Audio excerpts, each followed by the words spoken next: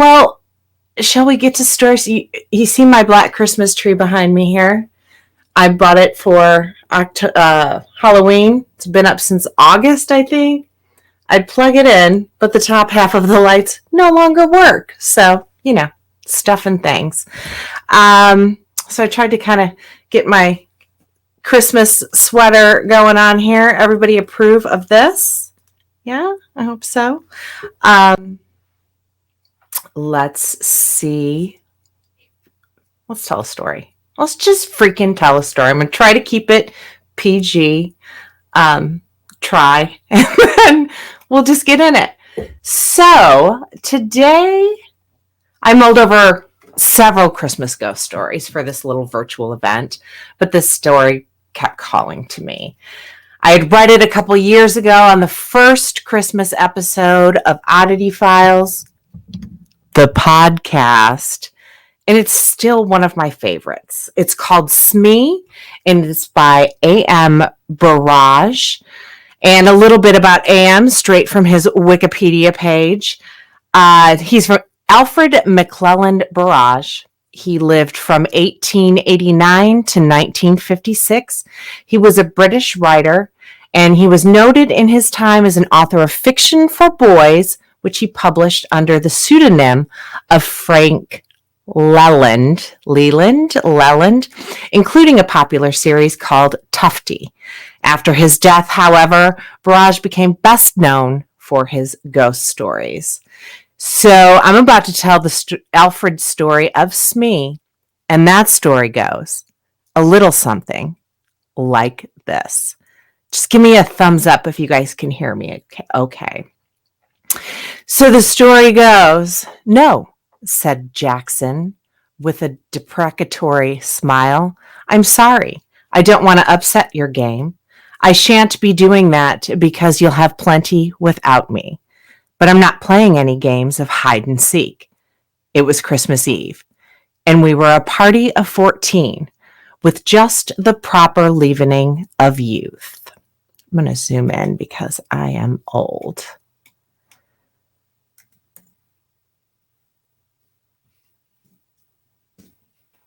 Okay, with just the proper leavening of youth. We had dined well. It was the season for childish games, and we were all in the mood for playing them. All, that is, except for Jackson. When somebody suggested hide and seek, there was a rapturous and almost unanimous approval. His was the one dissonant voice. It was not like Jackson to spoil sport or refuse to do as others wanted. Somebody asked him if he were feeling seedy. "No," he answered. "I feel perfectly fit, thanks."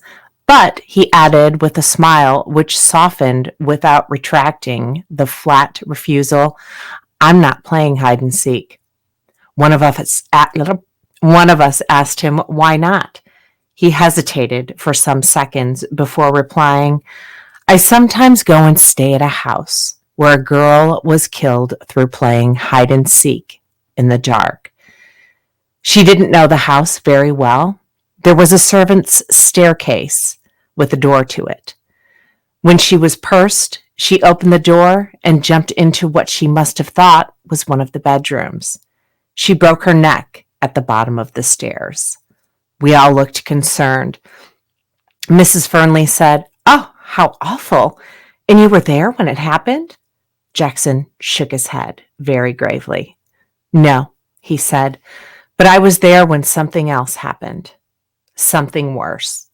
I shouldn't have thought anything could be worse."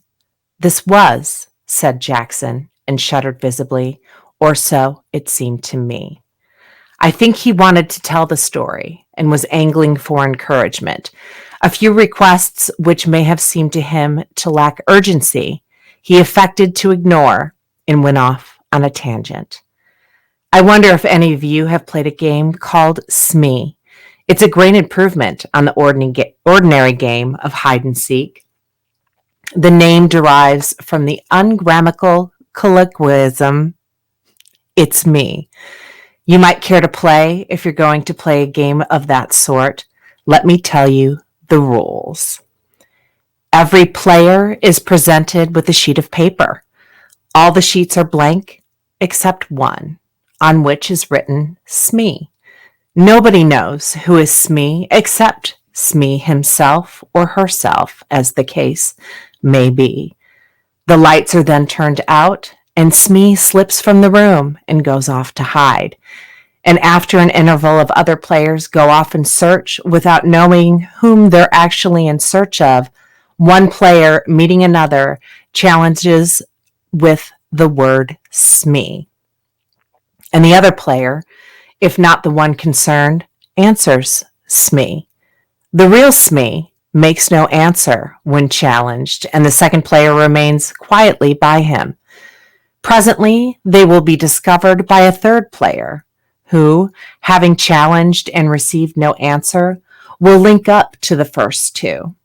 This goes on until all the players have formed a chain, and the last to join us is marked down for a forfeit.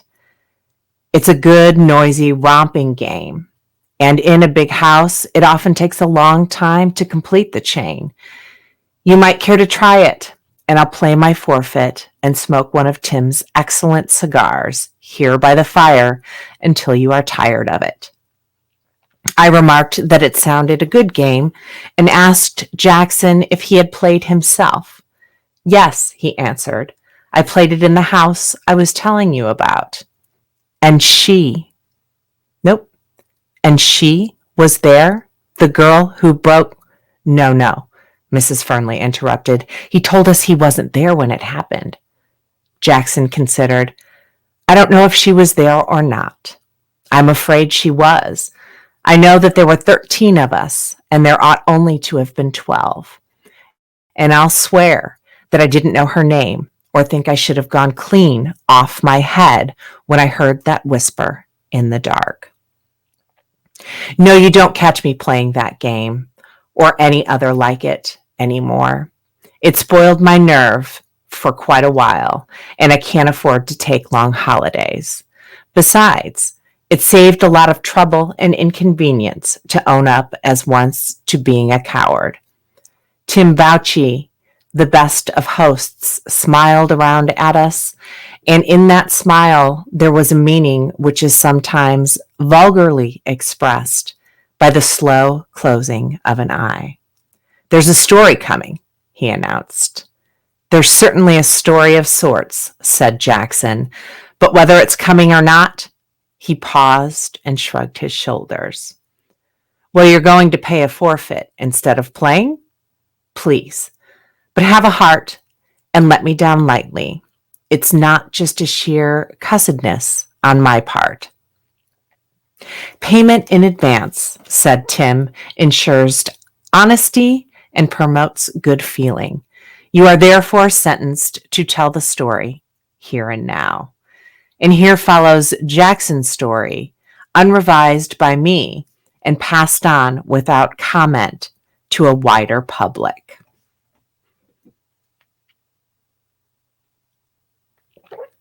Some of you I know have run across the Sangstons, Christopher Sangston and his wife. They're distant connections of mine, at least.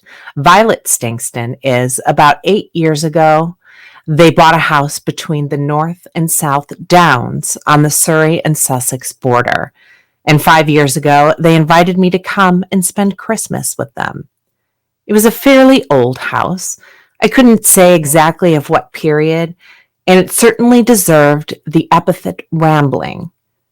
It wasn't a particularly big house, but the original architect, whoever he may have been, had not concerned himself with economizing in space, and at first you could get lost in it quite easily.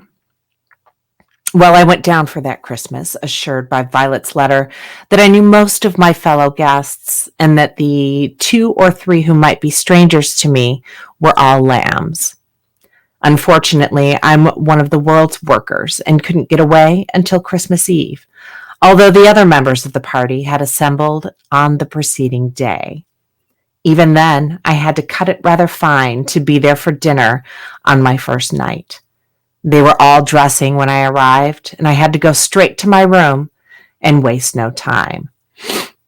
I may even have kept dinner waiting a bit, for I was last down, and it was announced within a minute of my entering the drawing room. There was just me to say hello to, and everybody I knew to be briefly introduced to the 2 or 3 I didn't know, and then I had to give my arm to Mrs. Gorman.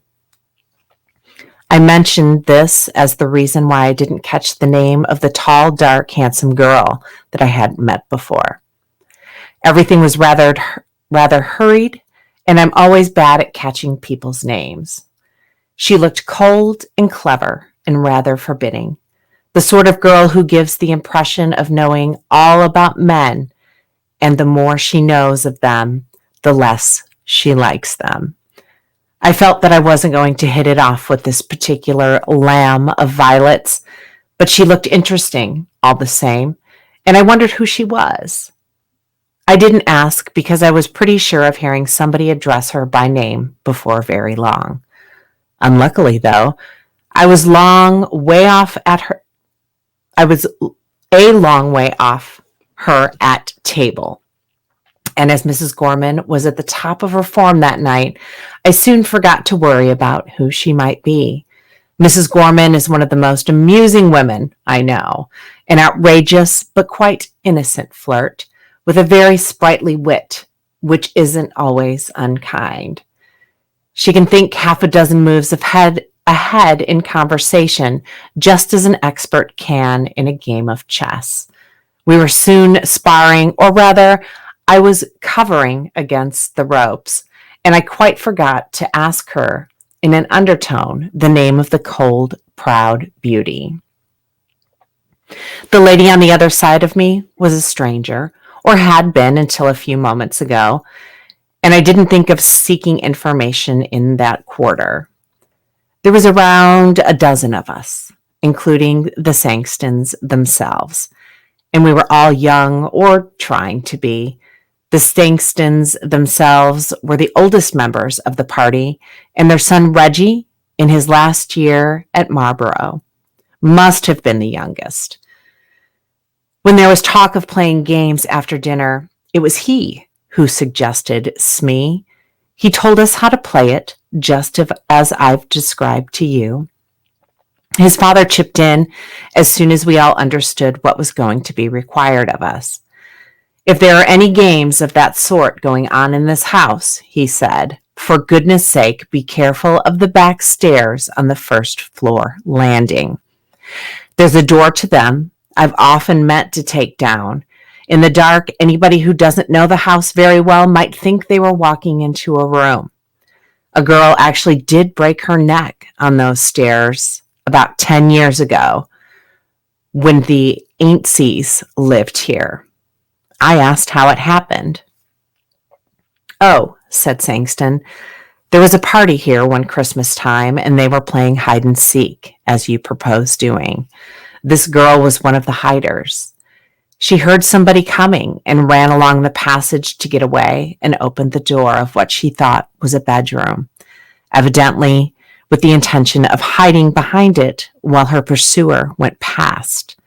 Unfortunately, it was the door leading to the back stairs, and that staircase is as straight and almost as steep as the shaft of a pit. She was dead when they picked her up. We all promised for our own sakes to be careful. Mrs. Gorman said that she was sure nothing could happen to her since she was insured by 3 different firms, and her next of kin was a brother whose consistent ill luck was a byword in the family. You see, none of us had known the unfortunate girl, and as the tragedy was 10 years old, there was no need to pull long faces about it. Well, we started the game almost immediately after dinner. The men allowed themselves only 5 minutes before joining the ladies, and then young Reggie Sangston went round and assured himself that the lights were out all over the house, except in the servants' quarters and in the drawing room, where we were all assembled. We then got busy with 12 sheets of paper, which he twisted into pellets and shook up between his hands before passing them around.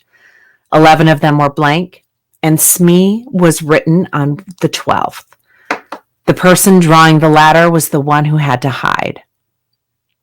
I looked and saw that mine was blank. A moment later, out went the electric lights, and in the darkness, I heard somebody get up and creep to the door. After a minute or so, somebody gave a signal, and we made a rush to the door. I, for one, hadn't the slightest idea which of the party was SMEE.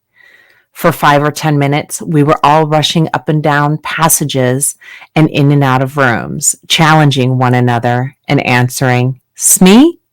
SMEE.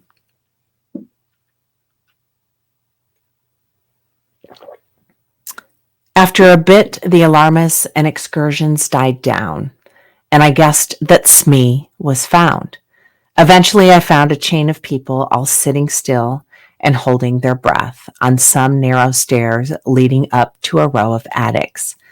I hastily joined it, having challenged and been answered with silence, and presently 2 more stragglers arrived, each racing the other to avoid being the last. Sangston was one of them.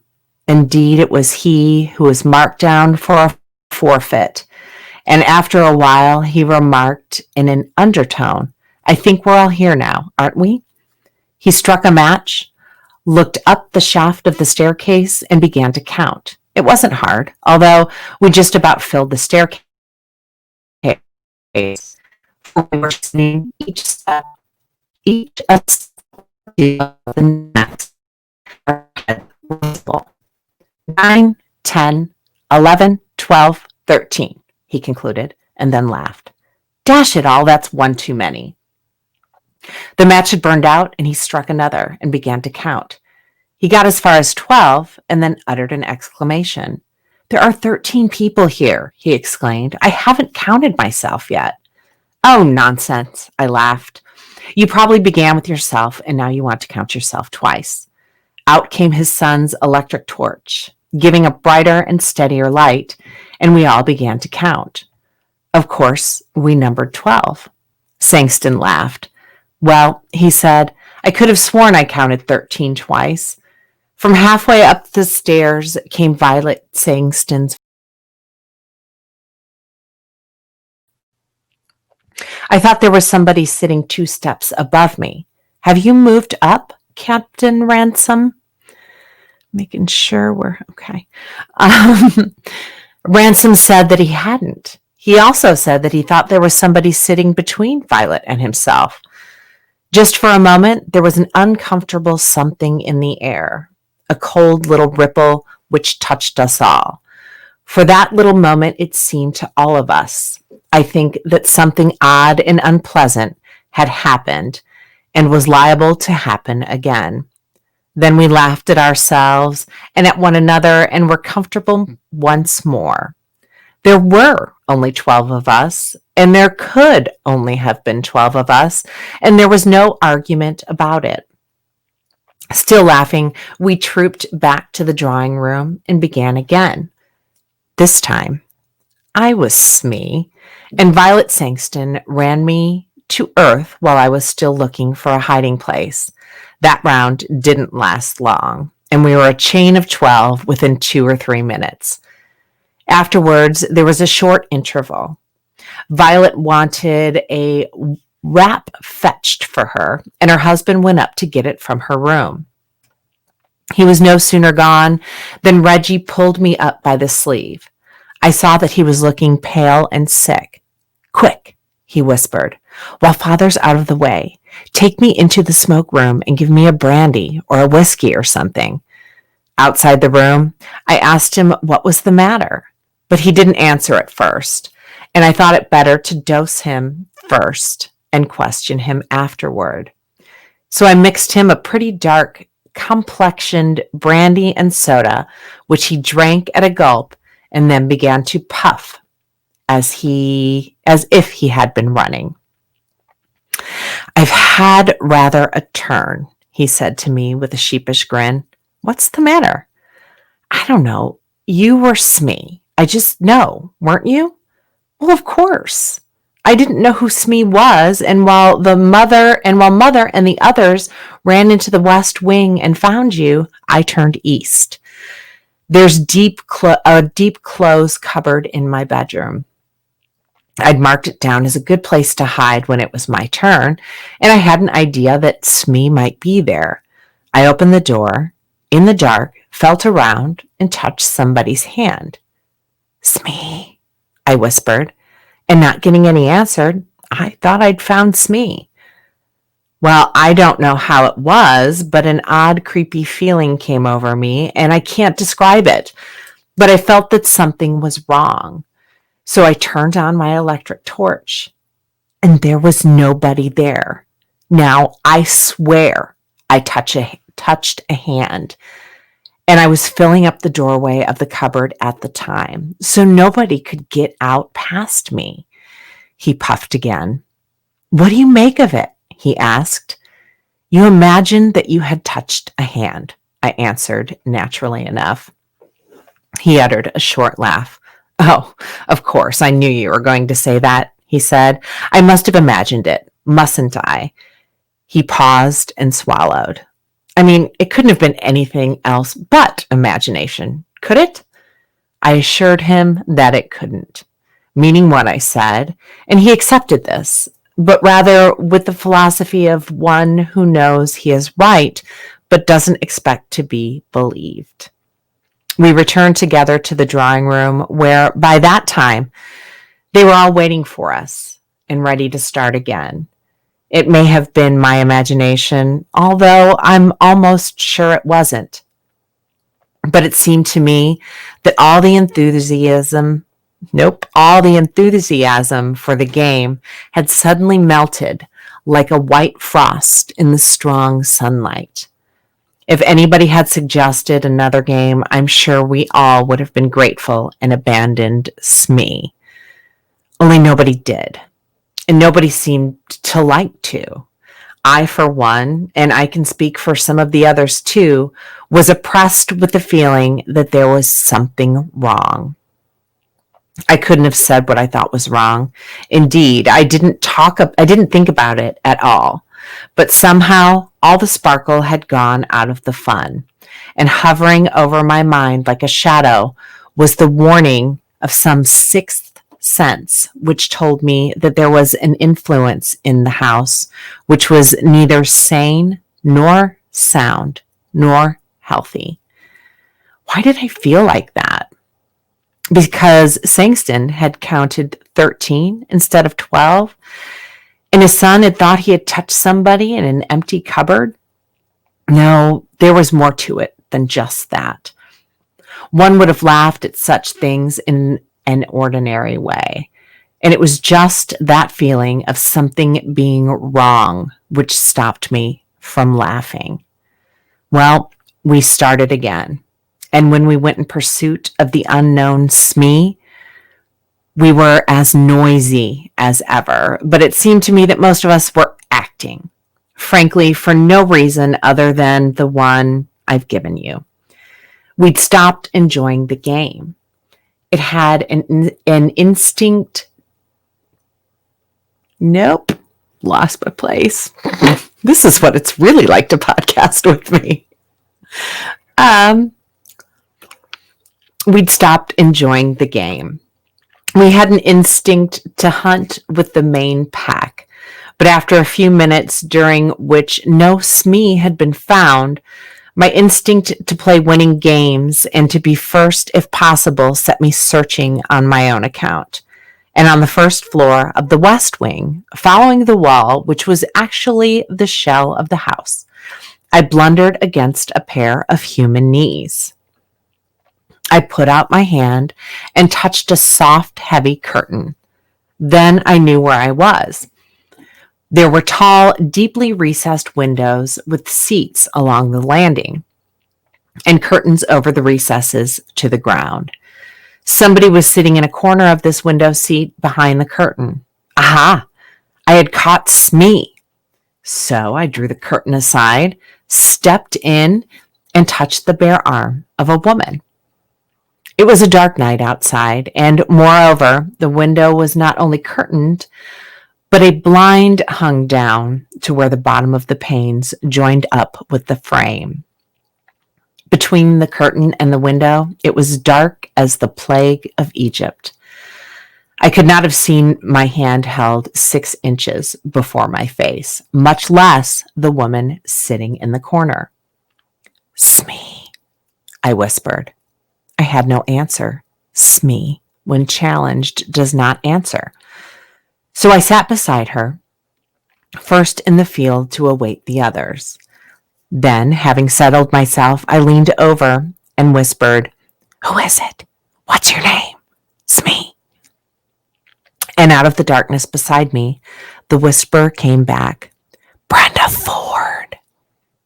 I didn't know the name, but because I didn't know it, I guessed at once who she was. The tall, pale, dark girl was the only person in the house I didn't know by name. Ergo, my companion was the tall, pale, dark girl. It seemed rather intriguing to be there with her, shut in between a heavy curtain and a window, and I rather wondered whether she was enjoying the game we were all playing. Somehow, she hadn't seemed to me to be one of the romping sort. I muttered 1 or 2 commonplace questions to her and got no answer. SMEE is a game of silence. SMEE and the person or persons who have found SMEE are supposed to keep quiet, to make it hard for the others. There was nobody else about. And it occurred to me she was playing the game a little too much to the letter. I spoke again and got no answer. And then I began to be annoyed. She was of that cold, superior type which affects to despise men. She didn't like me. And she was sheltering behind the rules of a game for children to be discourteous. Well, if she didn't like sitting here with me, I certainly didn't want to be sitting there with her. I half turned from her and began to hope that we should both be discovered without much more delay. Having discovered that I didn't like being there alone with her, it was queer how soon I found myself hating it, and that for a reason very different from the one which had at first whetted my annoyance. The girl had met for the first time before dinner, and seen diagonally across the table, had a sort of cold charm about her, which had attracted while it had half angered me. For the girl who was with me, imprisoned in the opaque darkness between the curtain and the window, I felt no attraction at all. It was so very much the reverse that I should have wondered at myself if after the first shock of the discovery that she had suddenly become repellent to me, I had had room in my mind for anything besides the consciousness that her close presence and increasing horror to me. It came upon me as quickly as I've uttered the words. My flesh suddenly shrank from her. As you see, a strip of gelatin shrink and wither before the heat of the fire. That feeling of something being wrong had come back to me, but multiplied to an extent which turned foreboding into actual terror. I firmly believe that I should have got up and run if I had not felt that my first movement she would have divined my intention and compelled me to stay by some means of which I could not bear to think. The memory of having touched her bare arm made me wince and draw in my lips. I prayed that somebody else would come along soon. My prayer was answered. Light footfalls sounded on the landing. Somebody on the other side of the curtain brushed against my knees.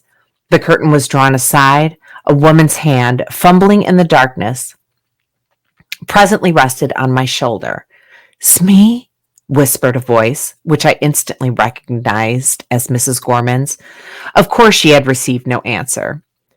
She came and settled down beside me with a rustle. I can't describe the sense of relief she brought me. "It's Tony, isn't it?" she whispered. "Yes," I whispered back. "You're not SMEE, are you?" "No, she's on my other side."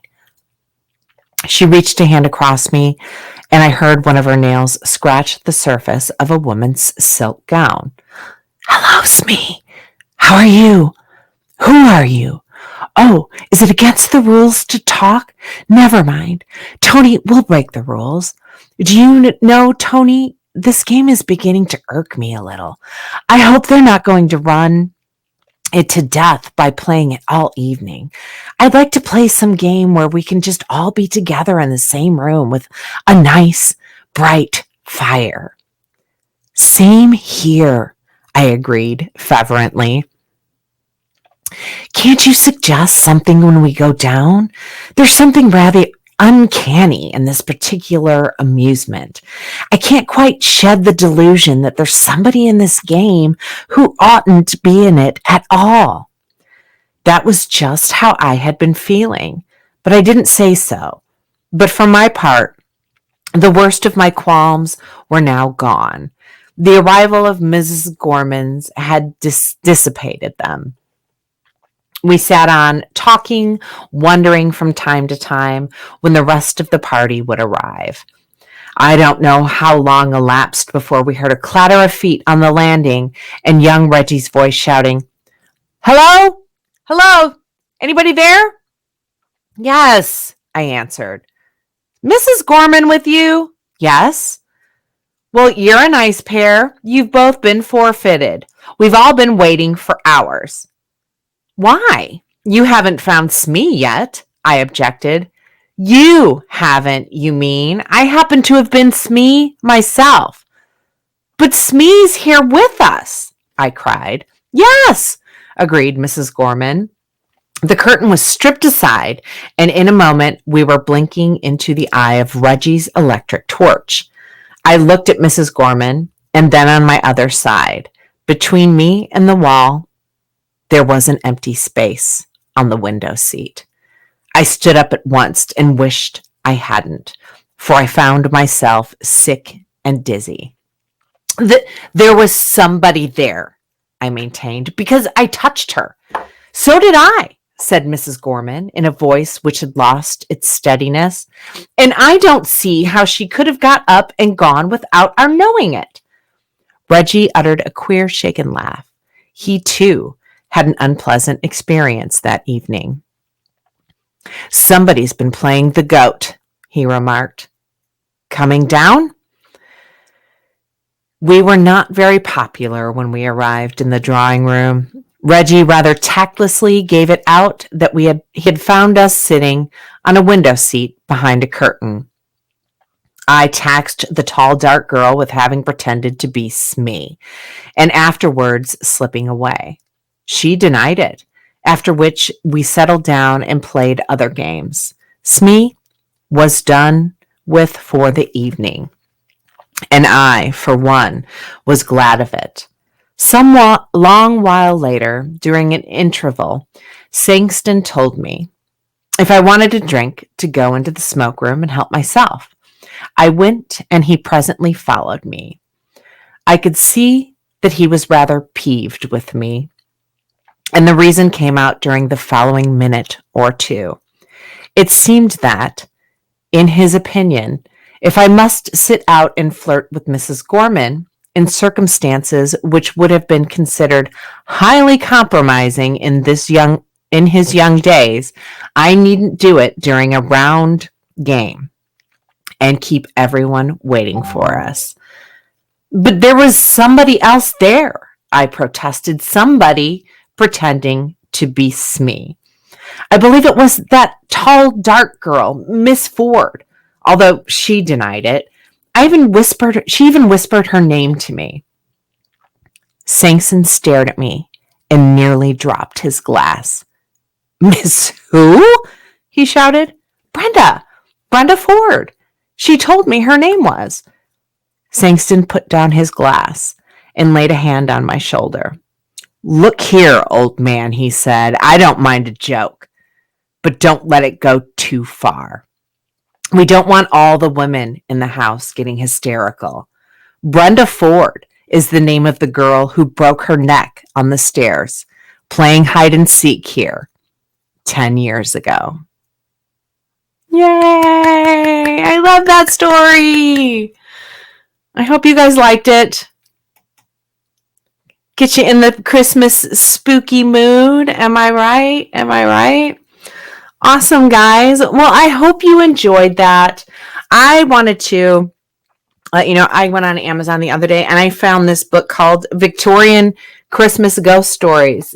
And I haven't made my way all through it yet, but I plan to.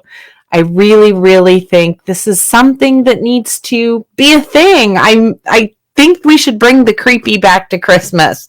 And I think we should start hashtag creepy Christmas for everybody. Nikki, I'm changing my name to Brenda Ford. I love it. I love it. I love it. I love it. Yes, that is my favorite. A couple weeks ago, I told a Christmas ghost story for Indie PopCon, which was amazing. I think it was called The Christmas Game or something like that. It was awesome. And if you guys liked this, please share it with all your friends. Maybe I'll do another one before Christmas. I probably shouldn't. I should probably chill and, live that quarantine life. But you guys, I appreciate you all so freaking much.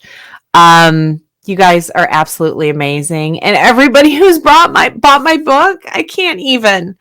But if you've bought it, can you please, please, please leave a review on Amazon Prime? It would help me so much. That's all I ask for Christmas this year is a review on Amazon Prime. If you haven't gotten it yet, please head on over to Amazon and get yourself a copy of I'd Rather Talk to Dead People because, if you know me, you know that's me. So if I decide to do another one of these, I hope you guys can make it. I have to find the right story though. I kind of went through and I just kept coming back to SMEE. It's one of my all-time favorites. And I hope you guys enjoyed it as much as I did. But yeah, okay. So I'm going to make this. I think I'm going to put it on the Facebook page. And like I said, if you enjoyed it, please share it with your friends.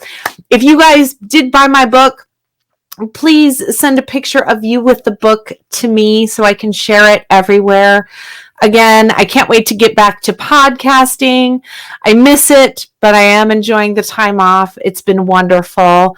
I've done a couple investigations in the last couple weeks that were amazing. So you'll hear about that once the podcast starts up again. And yeah. So guys, I appreciate you so, so much. May your holiday, whatever it is, be amazing. Be socially distanced as it should be. And know that I'm there in spirit. See what I did there? But guys, this has been fun. It's been a blast. And I love you all. Happy holidays! Yay! Did I stop it? No, I didn't. Happy holidays!